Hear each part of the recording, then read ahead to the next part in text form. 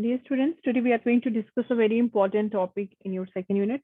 The topic is mentioned as complex catalysis system in your syllabus.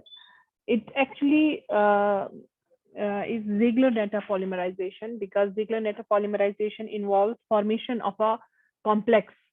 It's a reaction which is catalyzed by the formation, which is catalyzed by the catalyst, which involves formation of a complex. So often you will find this in books as coordination catalysis system, also, or complex catalysis system. So we are going to be discussing Ziegler-Natta polymerization under this topic. So what is Ziegler-Natta polymerization? It's a very, very popular catalyst. It is used in the preparation of polymers.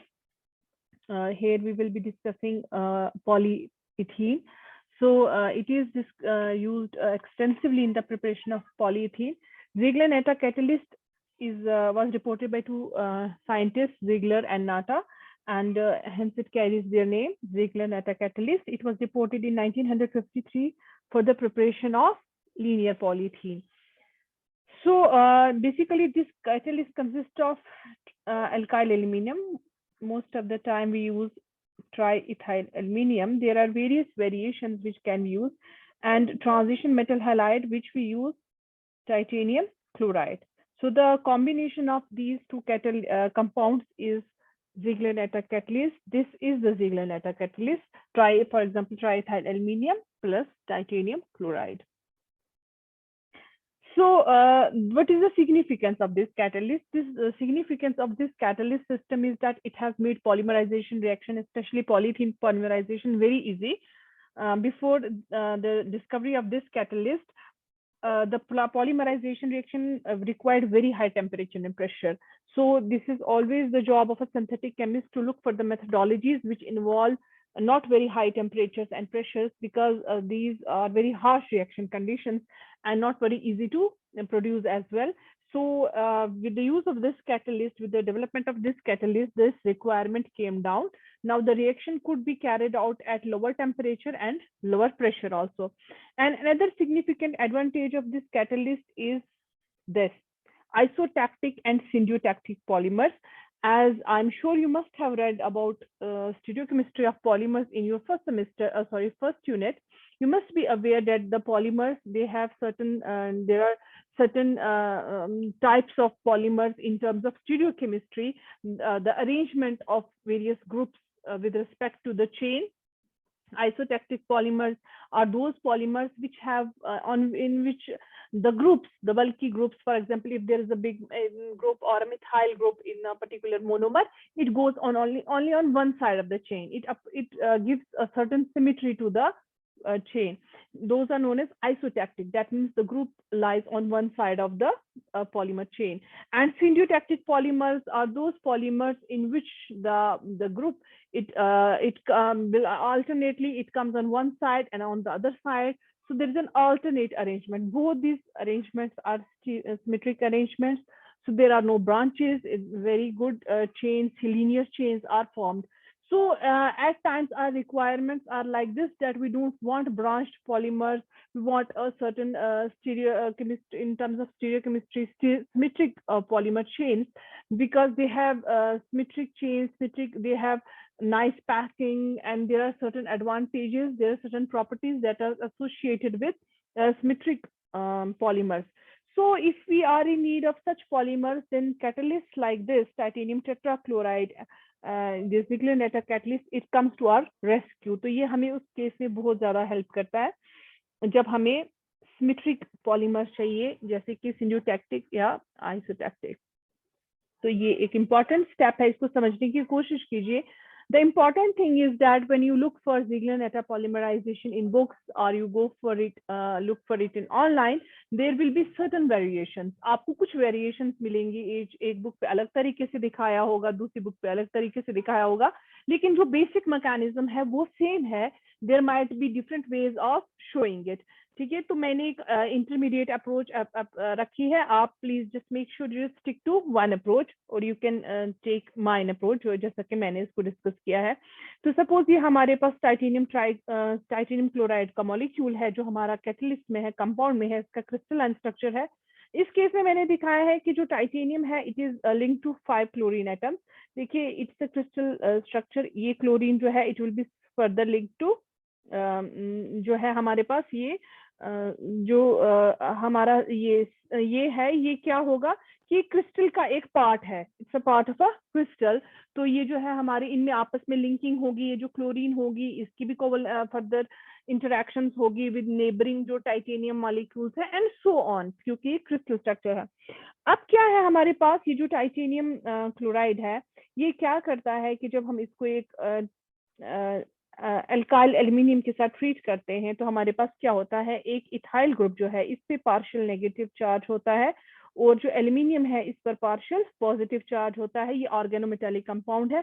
ये हमारे पास क्या करेगा कि इसके valent group पर जो इसकी valent orbital होगा इस पे अटैक करेगा और ये यहाँ पर अटैच हो जाएगा।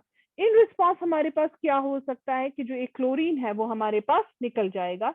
Now this later on this chlorine can get attached to the aluminium part.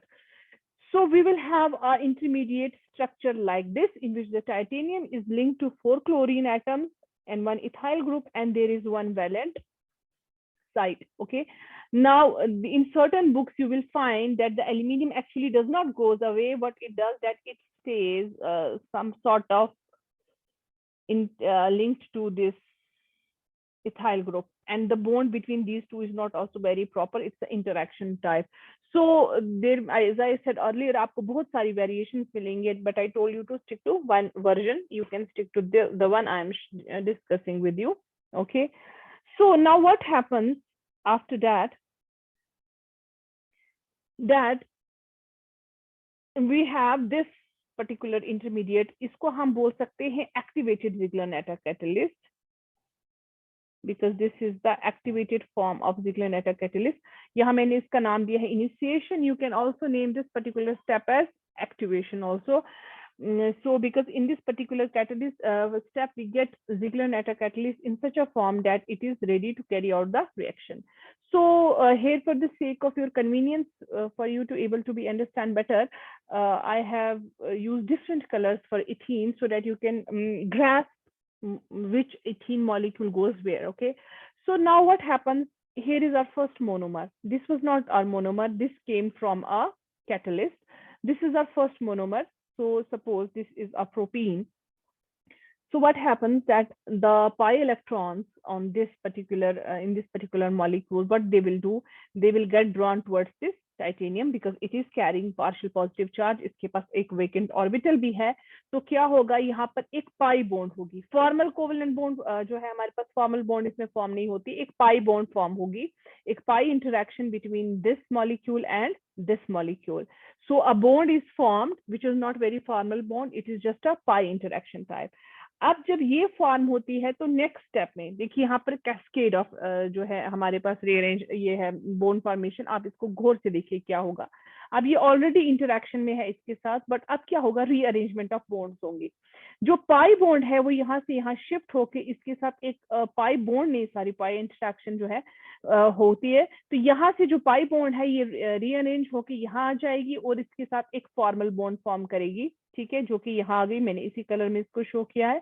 अब जब ये इसके साथ बॉन्ड फॉर्म करेगी तो जो टाइटेनियम है वो इसके इलेक्ट्रॉन्स इसको दे देगा, बोलेगा ठीक है मुझे यहाँ से इलेक्ट्रॉन्स आ गई, ये आप ले लीजिए।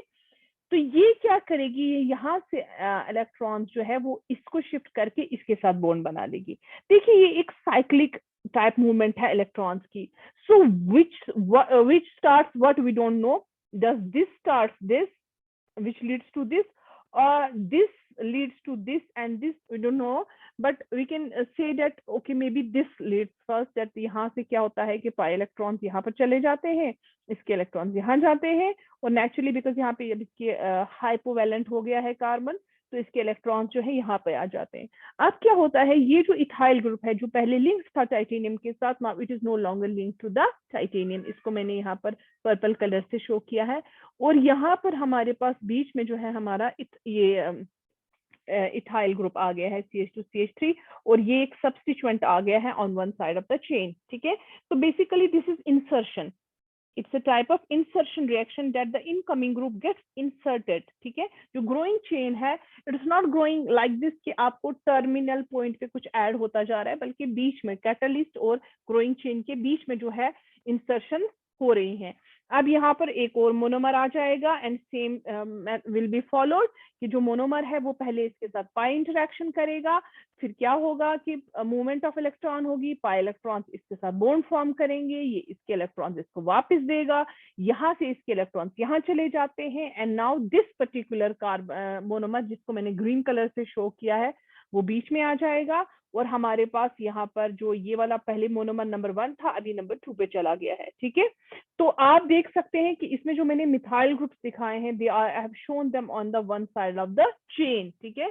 इसमें हमारे पास स्टीरियोकेमिस्ट्री जो है वो बहुत ज्यादा रिगरसली फॉलो होती है, बिकॉज एक पर्टिकुलर ओरिएंटेशन होती है फंक्शनल ग्रुप्स की, जो हमारे मोनोमर्स होते हैं दे अडॉप्ट अ सर्टेन कॉन्फ़िगरेशन, तो फिर वो क्या होती है वो रिटेन करते हैं बाद में भी, तो एक पर्टिकुलर अरेंजमेंट रहता है। अब कौन सा अरेंजमेंट होगा ये precisely depends upon our monomer also, it depends upon our catalyst also, ठीक है। हमारे पास मैंने टाइटेनियम क्लोराइड और एल्यूमिनियम ये यूज किया है, हमारे पास हम और ट्रांजिशन मेटल भी यूज कर सकते हैं, ठीक है।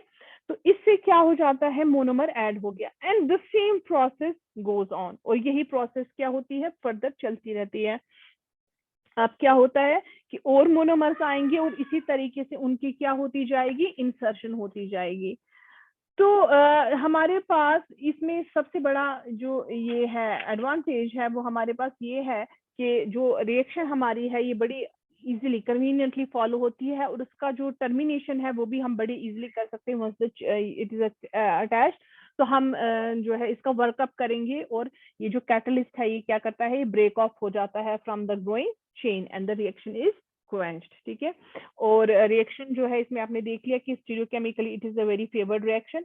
And another thing important thing is that कि कुछ बुक्स में आप देखेंगे कि वहां पर कैसे दिखाया होगा, कि मैं उसका भी आपको एक दिखा देती हूँ जस्ट फॉर दिस सेक, कि आप हो सकता है ये सब जो मैं ऐसे दिखा रही हूँ यहाँ क्लोरीन एटम्स जुड़े हैं, वो दिखाते हैं कि जो हमारा इथाइल ग्रुप होता है ये कुछ ऐसे होता है इसके साथ, और यहाँ पर एल्यूमिनियम इसके साथ जुड़ा होता है, एल्यूमिनियम के 2 अल्काइल ग्रुप्स, और यहाँ पर क्लोरो ग्रुप एक इसके साथ जुड़ जाता है, और यहाँ पर हमारे पास क्या जाता है जो भी हमारा इनकमिंग मोनोमर है CH2 डबल बॉन्ड CH2, ठीक है। इसके साथ जो है इसकी फॉर्मल बॉन्ड नहीं होती है, जस्ट इंटरेक्शन टाइप यहाँ पर दिखाई जाती है ऐसे, ठीक है। तो उसके बाद जो है movement of electrons is shown something like this and it goes like this, ठीक है, and so on. So this is how Ziegler-Natta catalyst works. तो Ziegler-Natta catalyst हमारा जो है इट इज सिंपल, एक aluminium alkyl compound plus transition metal halide होता है, और इसके बाद इसमें स्टीरियोकेमिकली जो है हमारे पास सिमेट्रिक जो है चेन्स बनती हैं, और जिसको हम आइसोटैक्टिक या सिंडियोटैक्टिक भी बोल सकते हैं। और दूसरी बात ये कि जो हमारी Ziegler-Natta कैटलिस्ट है इसमें हमारी टेम्परेचर और प्रेशर की रिक्वायरमेंट बहुत कम है, इसमें पहले हमारी कैटलिस्ट का एक्टिवेशन होके एक इंटरमीडिएट टाइप कंपाउंड बन जाता है, वो इंटरमीडिएट जो है हमारा उसके बाद उसमें जो है एडिशन होना शुरू हो जाती है, और हमारे पास जब तक एक पर्टिकुलर चेन लेंथ जो है हम अचीव नहीं कर लेते, ठीक है। So this is all about Ziegler-Natta polymerization.